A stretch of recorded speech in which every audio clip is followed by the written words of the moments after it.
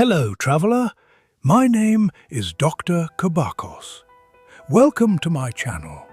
For more than 40 years, I have studied nature and the knowledge surrounding it. Over time, I noticed something troubling. Information about medicinal plants is rarely discussed, rarely promoted, and often quietly ignored. We live in a world where health is treated as a product, and large industrial systems influence what is researched, what is promoted, and what remains unseen. In this video, I will show how modern views on medicine and health have been shaped, and in some cases distorted, by economic interests. Interests that do not benefit from people staying healthy or relying on the free resources that nature provides. Piece by piece, plant by plant, I gathered what was left behind. I do not promise miracles. I present observation, history, and evidence, because people must know the truth. Pumpkins, Cucurbita.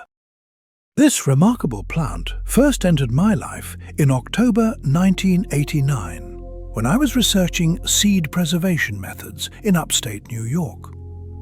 An elder, Mary Two Feathers, welcomed me to their Haudenosaunee harvest feast. She led me to their fields, and I stopped, confused. I'd expected pumpkins, round, orange, Halloween style. Instead, massive blue-grey squash the size of watermelons, striped green and white gourds, ribbed red-orange shapes. Some were enormous, 50 pounds or more. Others were small, warty, strange colours. These are real pumpkins, Mary explained.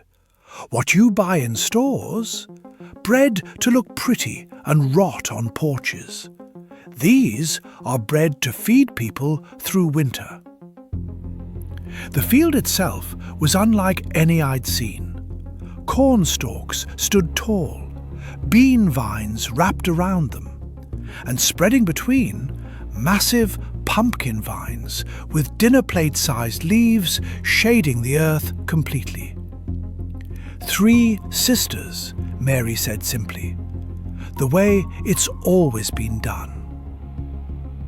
That evening, she prepared soup from a blue Hubbard, dense, sweet flesh that turned golden when cooked, rich, almost buttery, nothing like the watery, stringy carving pumpkins. She showed me how they stored varieties for 6 to 8 months in cool cellars. Seeds were roasted for snacking, pressed for oil. Young shoots and flowers were edible. Dried shells became containers and instruments. As we ate, Mary said something I've never forgotten. White people turned our food into a toy. Every October, they buy millions of pumpkins, carve faces, throw them away after 1 week. A single pumpkin could feed a family for days. Now it's garbage after Halloween. From that day, I began investigating what had happened to this plant. I'm standing now in a Three Sisters field in Pennsylvania. The plant we call pumpkin is actually Cucurbita. 3 main species. C. pepo, most jack-o'-lanterns, C. maxima, giants and hubbards, and C. moschata, butternut types. Domesticated in Mesoamerica 10,000 years ago, archaeological evidence from Oaxaca caves shows seeds dating to 8000 BCE, making this one of the oldest cultivated plants in the Americas. But here's what most Americans don't know. The round orange Halloween pumpkin is a recent invention, bred specifically for decoration. True eating varieties, Long Island cheese, winter luxury, Hubbard, contain 3 to 5 times more beta-carotene than carving pumpkins. Dense, sweet, smooth flesh. A single cup provides 200 to 400% of daily vitamin A requirements. Seeds contain 30% protein, plus zinc and magnesium. Modern carving pumpkins, bred for size, shape, colour, not nutrition or flavour. They're watery, stringy, barely edible. Perfect for carving, terrible for eating. And here I can see the genius of three sisters. Corn provides vertical structure. Beans climb stalks, fixing atmospheric nitrogen in soil. Pumpkin vines spread across ground, massive leaves shading out weeds and retaining moisture. The system produces 50 to 70% higher yields than monoculture. This isn't primitive agriculture. This is sophisticated ecological engineering, refined over thousands of years. I'm at an archaeological site now in the Hudson Valley, where researchers documented Three Sisters agriculture dating back 3,000 years. The Haudenosaunee, Wampanoag, Cherokee, and dozens of other nations built agricultural systems around this integration. Each region developed varieties adapted to local conditions. Seminole in Florida bred heat-tolerant varieties. Haudenosaunee in New York developed cold-hardy types for brutal winters. By the time Europeans arrived, there were at least 500 documented distinct varieties. Cushaw pumpkins with long curved necks, massive blue Hubbards, flat Long Island cheese pumpkins. Each variety had specific uses, growing requirements, cultural significance. A family with good pumpkin harvest could store food for 6 months or more. Seeds provided protein when hunting failed. Dried shells became containers, instruments, ceremonial objects. This was the foundation of civilization in eastern North America. Not wheat like Europe, not rice like Asia. Corn, beans and squash, the three sisters that sustained millions. The Pilgrims landed at Plymouth in 1620, too late to plant, too early to hunt successfully. By spring 1621, half were dead. The Wampanoag showed survivors how to grow corn, beans and pumpkins. Pumpkins saved the colony from starvation. They adapted well, produced abundantly, stored easily. The colonists developed pumpkin pie, cutting off the top, removing seeds, filling with milk, honey and spices, baking whole. It became synonymous with harvest celebration. But colonists didn't adopt the Three Sisters system. They took the plants, not the wisdom. They grew pumpkins in separate fields, in monoculture, losing all ecological benefits. Still, through the 1800s, pumpkins remained primarily food. Dozens of varieties across America. Seed catalogues listed remarkable diversity. Then, industrialization arrived. I'm at what was once a canning facility in Illinois. In 1929, Libby's began canning pumpkin puree. Here's the trick. Most canned pumpkin isn't pumpkin. It's Dickinson squash or similar varieties. The FDA allows this because pumpkin covers various Cucurbita species. Result: standardization. All canned pumpkin tastes the same, looks the same. Commercial farms grew only varieties suitable for mechanical harvesting and canning. By 1970, fewer than 50 varieties were commercially available. Most of the 500 traditional varieties were gone, extinct, except for seeds preserved by dedicated gardeners and indigenous communities. But the real transformation came from an unexpected direction. I'm at a pumpkin patch now in Connecticut, one of thousands of commercial you-pick operations. The Irish brought carved turnip traditions. In America, immigrants discovered pumpkins were bigger and easier to carve. Jack-o'-lanterns became an American Halloween tradition. After 1950, Halloween became a major commercial holiday. Pumpkin patches became tourist attractions. Carving pumpkins became family ritual.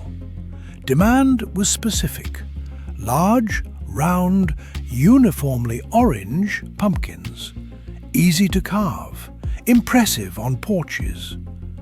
Breeders responded: Connecticut Field, Howden, Autumn Gold.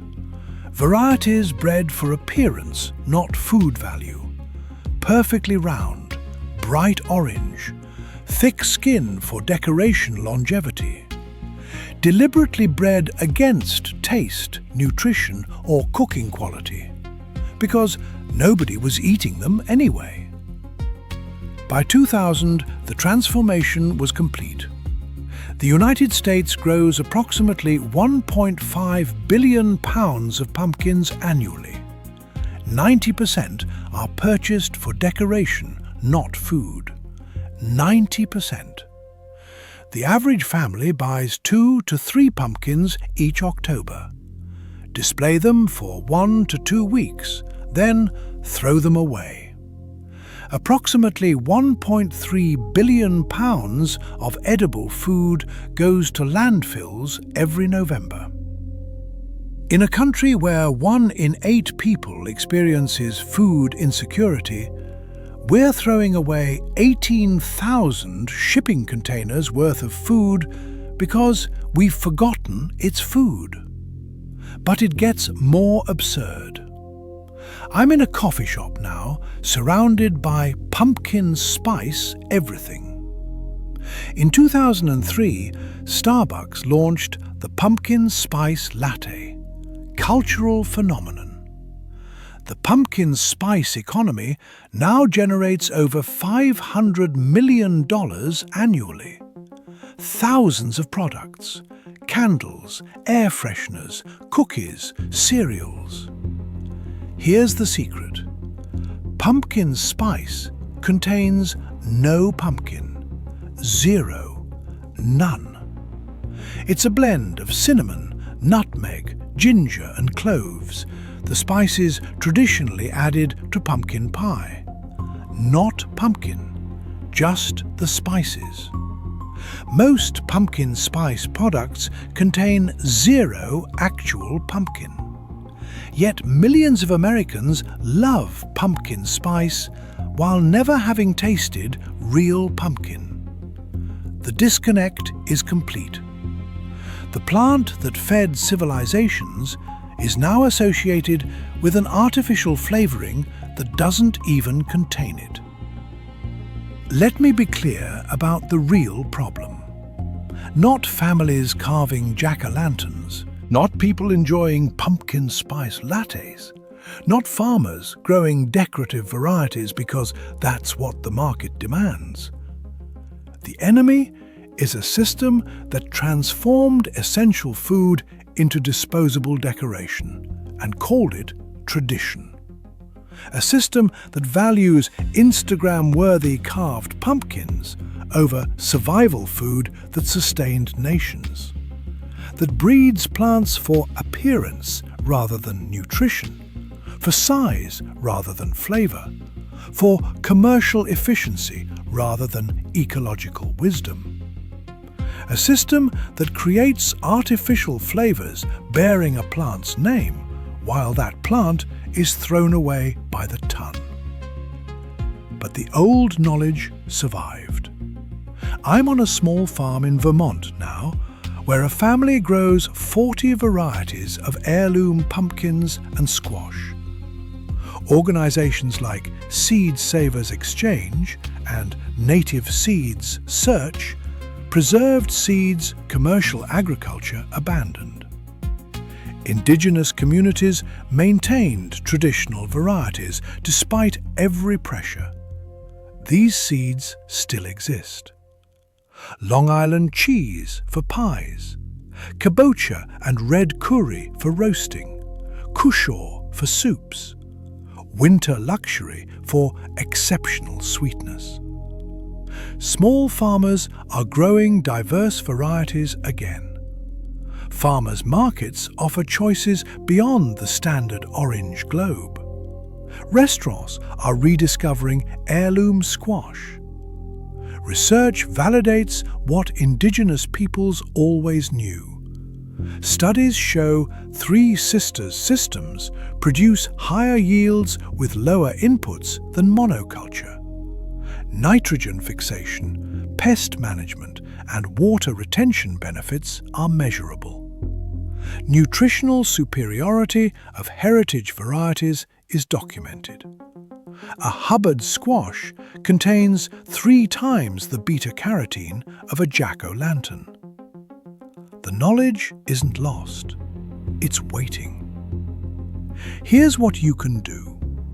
This October, buy 1 eating pumpkin instead of a carving one. Any variety labeled for pie or cooking. Cut it open. Roast chunks with olive oil and herbs. Make real pumpkin soup, not from a can. Save the seeds. Roast them with salt. Taste real food. If you grow a garden, try the Three Sisters. Plant corn first.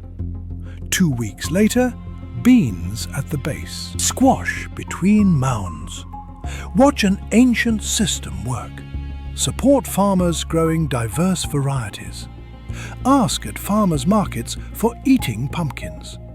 Try delicata, butternut, kabocha, varieties bred to nourish, not decorate.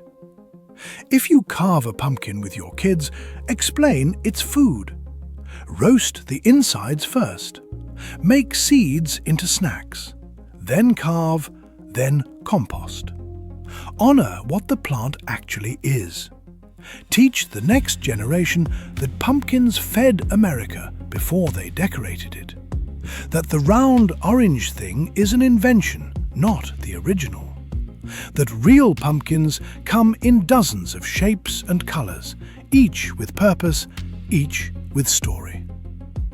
I'm back in my archive now as October sunset fills the room with golden light.